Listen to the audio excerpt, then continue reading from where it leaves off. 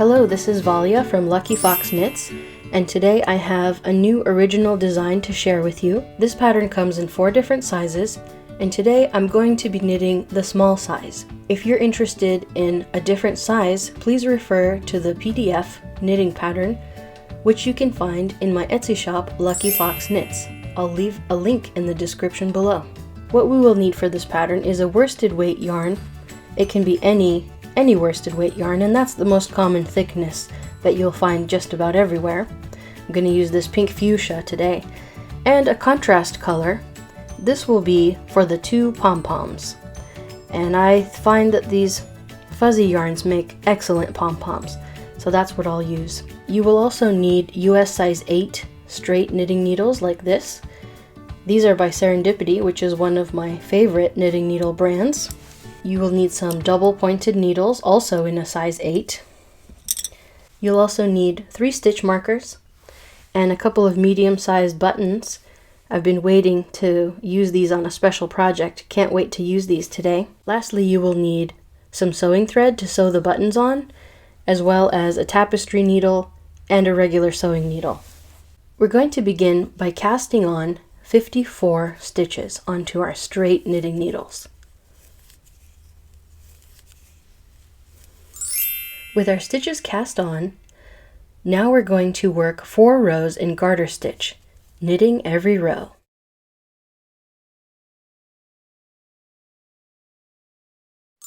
It's time to work row 5, and row 5 is going to have a buttonhole right around in here. We're going to start by knitting 3 stitches, 1, 2, 3, and then we're going to yarn over and knit 2 stitches together. And there we have made our little buttonhole. Now we're going to continue to the end of the row, knitting every stitch. The next step is to knit rows 6 through 12. We've knit through row 12, and you can see our buttonhole looks really beautiful now. It's time to work another buttonhole, which we will work the exact same way, by knitting 3 stitches, doing a yarn over, and then knitting 2 stitches together. And just as before, we're going to knit to the end of the row. Now we're going to knit rows 14 through 18. We've completed our button band, and we have these cute little buttonholes right here. And now it's time to move on to the next step. And what we're going to do is we're going to bind off 5 stitches, but we're not going to use our straight needles anymore. We're changing over to our double pointed needle. So you just grab one of those and bind off 5 stitches. Here's 1 stitch bound off, like that. 2, 3, 4,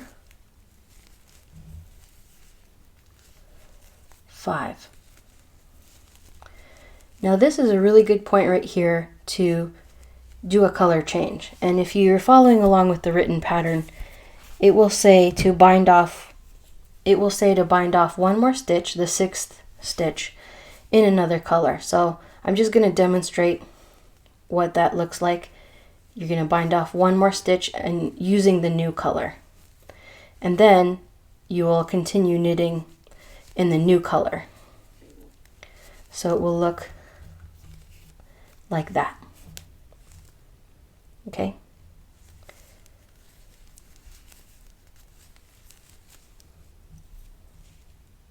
Of course, this is an optional step, and you could certainly continue working in the pink, which is what I'm going to do.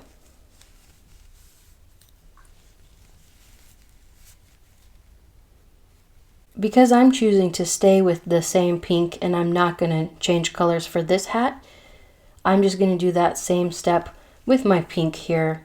So I bind off that 6th stitch and I just start knitting onto my double pointed needle.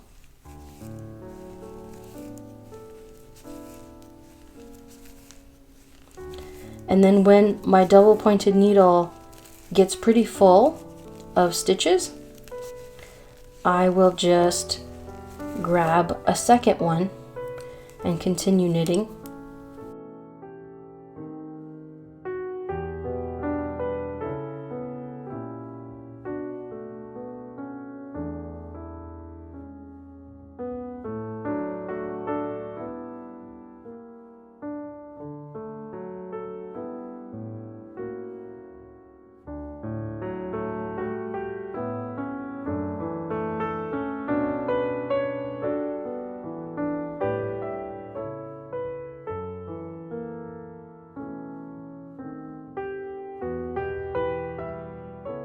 And then I'm gonna grab my third double pointed needle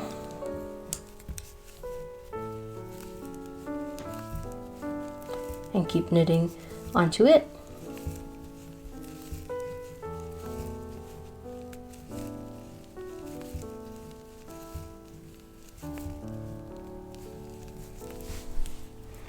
Now I'm done with my straight needle. I can put those away. And now I'm going to place a marker, and I'm going to join my knitting for working in the round. And to do that, all I'm going to do is knit 2 stitches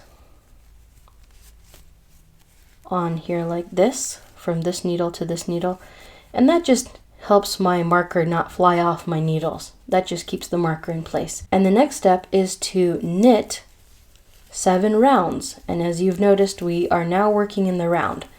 So we're going to knit every stitch, knit 7 more rounds. Now we're going to remove our stitch marker, and we're going to break from knitting in the round. I'm actually going to take these 2 stitches and, without knitting them, slip them over onto this knitting needle. Here's my live yarn. And I'm going to turn my work, and I'm going to purl all the way around back to this point.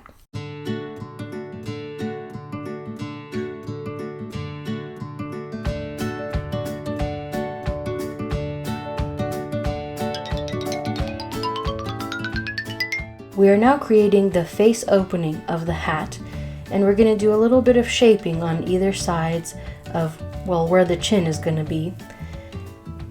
And what we're going to do is we're going to knit 2 stitches, and then we're going to slip slip knit, and I knit a little bit differently so the slip slip knit is accurate. You're slanting your decreases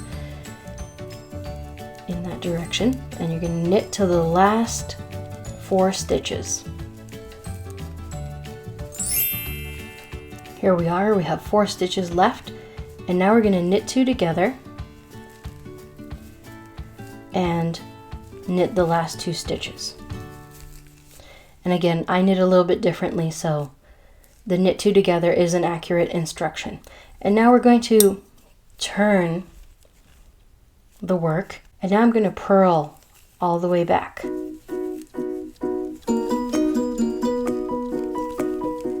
And as I'm purling here, I can tell that I don't need to have 3 double pointed needles, and just for convenience sake, I'm going to redistribute my knitting stitches, and I would like to be knitting on 2 instead of 3, so I'm just going to move that over. It's time to work another decrease row, and just as before, we're going to knit 2, slip slip knit, knit to the last 4,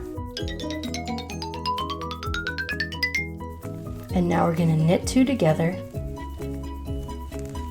and knit the last 2, and turn our work and purl all the way back.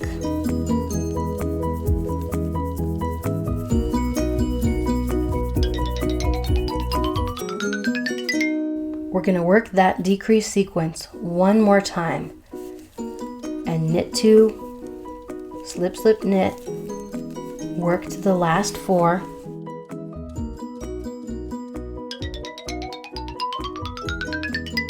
and we're going to knit 2 together and knit 2, turn our work and purl all the way back.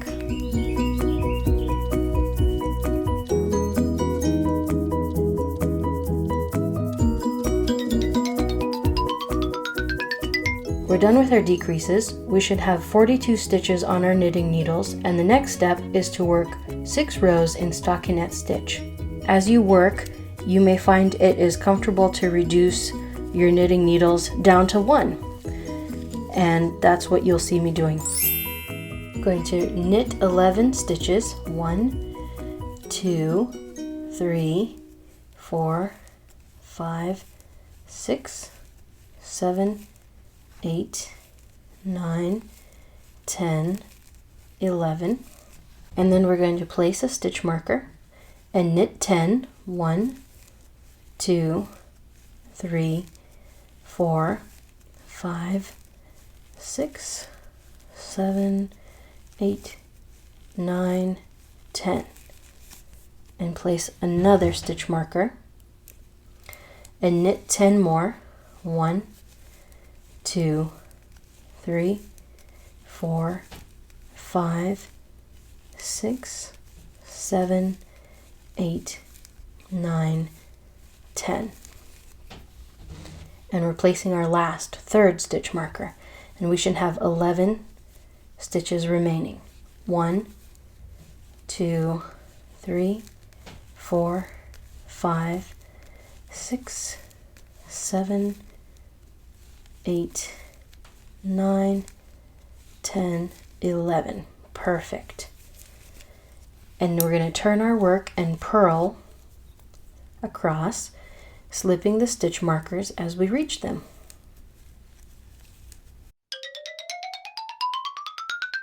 It's time to start working the decreases at the back of the head. And what we're going to do is we're going to knit to 2 stitches before the first marker.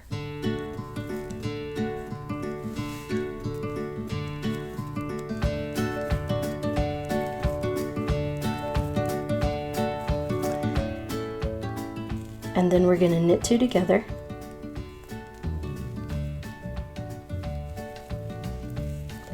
And we're going to slip the marker, and we're going to slip, slip, knit.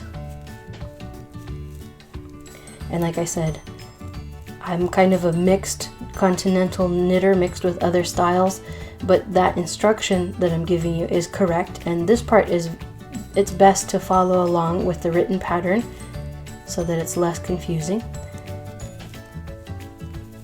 And we're going to repeat that at every stitch marker. Knit 2 together,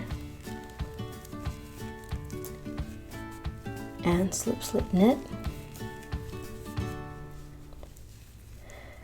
Work to the next 2 stitches before the next stitch marker. Knit 2 together, slip the marker, slip, slip, knit, and knit to the end.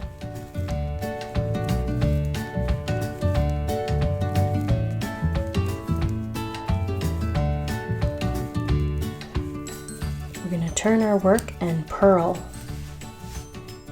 across all stitches.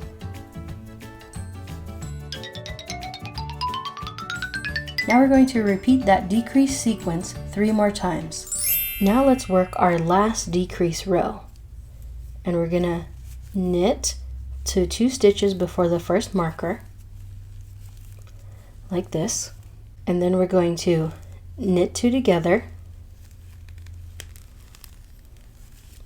remove that stitch marker, knit 2 together,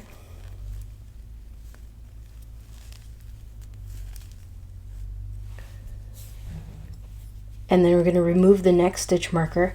I like to grab a third double pointed needle here, and we're going to slip, slip, knit, remove that stitch marker, slip, slip, knit, and knit to the end.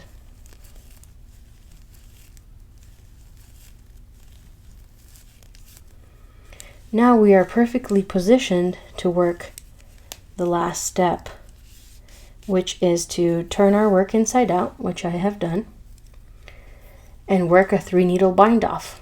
So what you want to do for a 3 needle bind off is have your work divided evenly, and you knit through both stitches like this,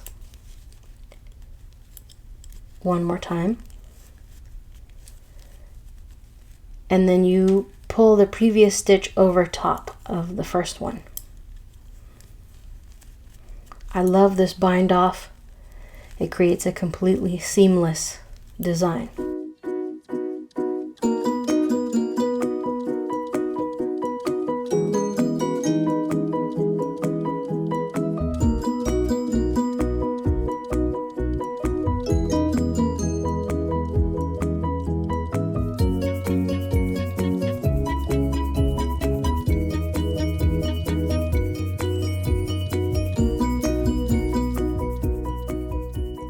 Now we're going to clip our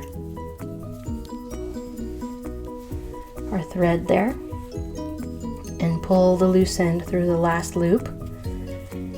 And I like to weave in this loose end right away.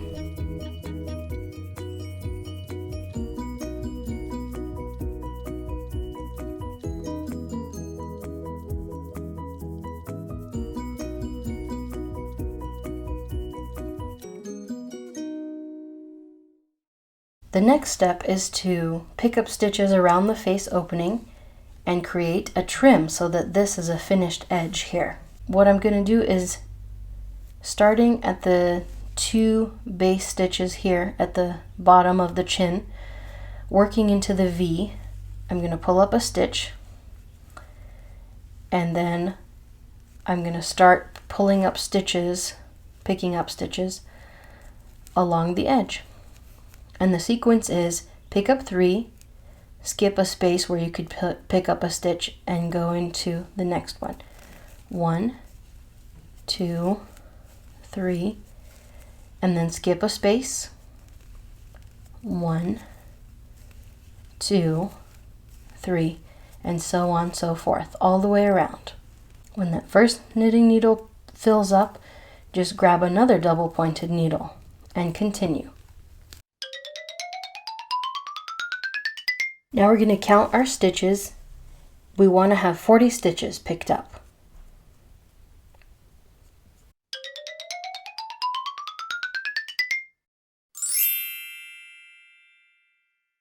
So I'm going to place my stitch marker to mark the beginning of the round, and I always purl my first 2 stitches onto this knitting needle here to keep my stitch marker in place. And it's okay if they're a little loose, that can all be tightened up, the first 2 stitches there. So we're going to keep purling 4 rows. Let's remove the stitch marker and start binding off these stitches purlwise. So you purl 1, purl 2. You know what, I'm going to leave those on this needle and start binding off over here. I find that that helps close the gap a little bit. So purl 1, purl the second stitch and just pass the previous stitch over, binding off all the stitches purlwise.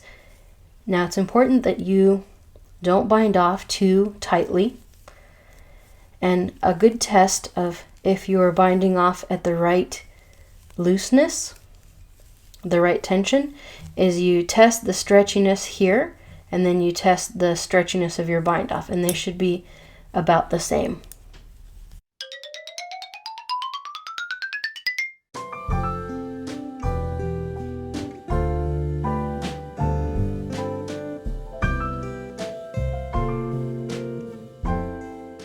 And now we're gonna break our yarn.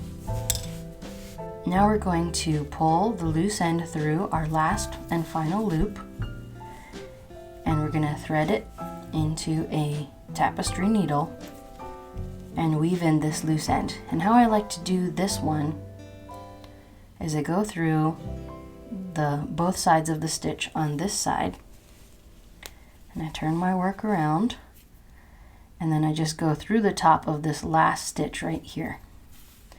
And that creates a seamless little chain there. It really hides the loose end very well.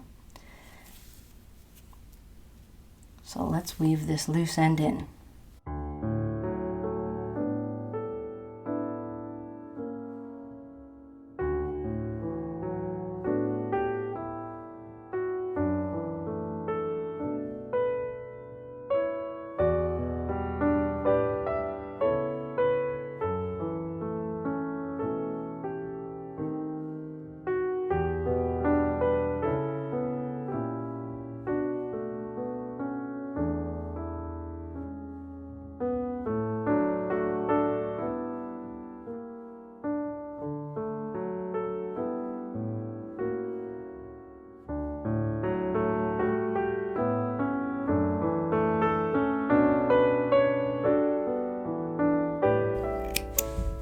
going to weave in our other loose ends.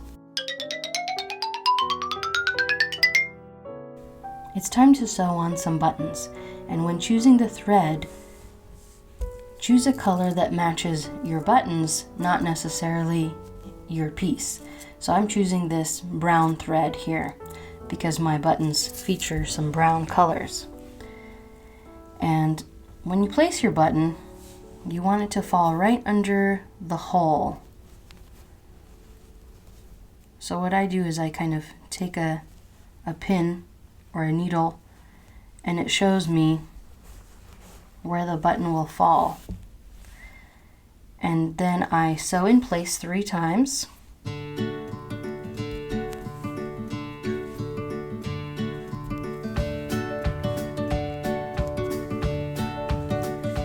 And then I sew on the button.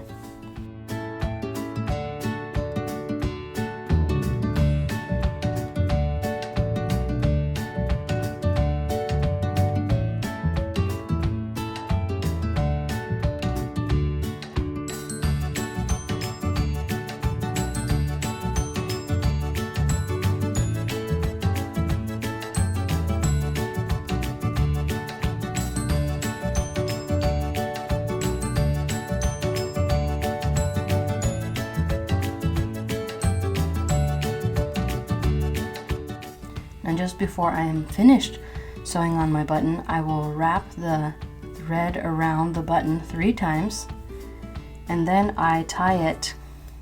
I clip my extra length off and I tie it to the loose end here that I started with. And I'm going to do a double knot.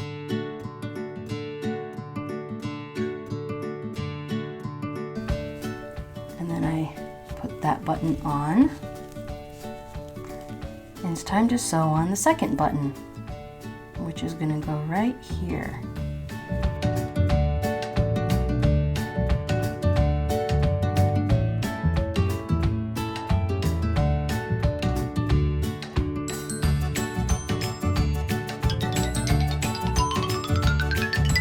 And let's put that second button on.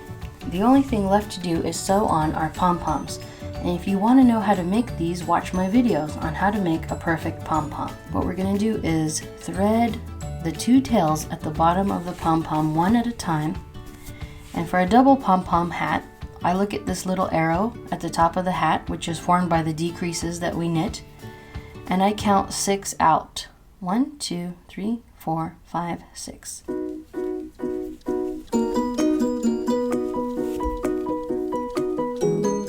That seems to be the perfect placement for pom-poms. It's 6 stitches down, and then the second thread, the second yarn end goes into the mirroring hole, also 6 down. And now I make sure there's no twist in my yarn, and I tie it on the inside of my hat. And what I'm going to do is I'm going to tie 1 knot, and I'm going to pull up and down. I'm just going to make sure that's nice and tight because you don't want a wobbly, floppy pom-pom. And then just a double knot is enough. If you tie more than 3 knots in yarn, they start to come undone. Then I take both of my loose ends and I thread them. And I go right through one of the holes that I sewed down through.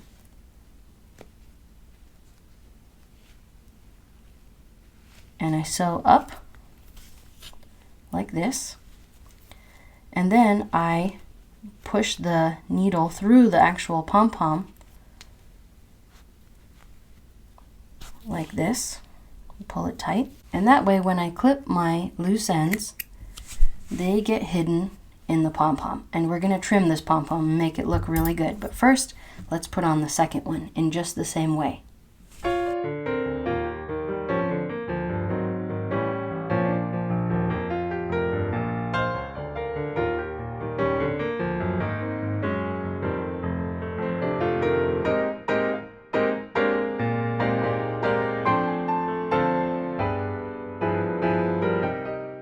We've come to the last step, which is trimming these pom-poms up. They're completely untrimmed, So it's going to take a little bit of patience, but what I do is I take some really sharp scissors and I just start taking off the bits that stick out.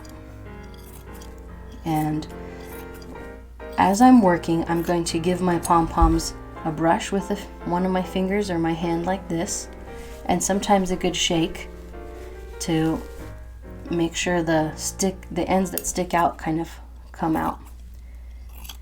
And I'm going to slowly and patiently trim these pom-poms to perfection. And we are done. Our hat is complete. Thank you for watching, and remember, there's no wrong way to knit. If it works for you, then that's the right way.